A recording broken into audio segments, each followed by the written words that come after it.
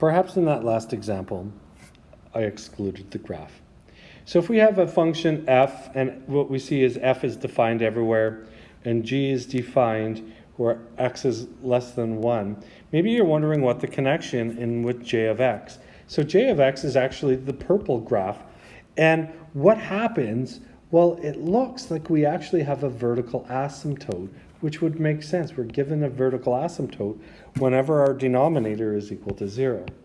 Now again, I'm not expecting you to come up with this graph because it's absolutely crazy, but we should almost have the underpinnings of what is happening and what is going on.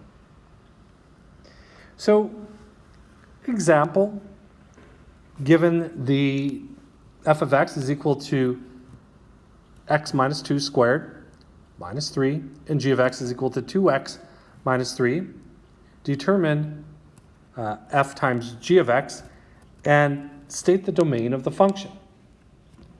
Well, fair enough. It looks like I did some of the work last year. Now, f of x is just simply this function. So there's my f of x.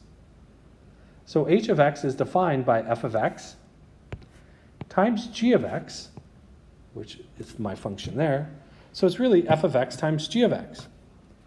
And I've defined h of x. So this is how it is. I mean, if you want, knock yourself out and multiply that through. It's going to be a disaster. However, we will end up with a cubic equation.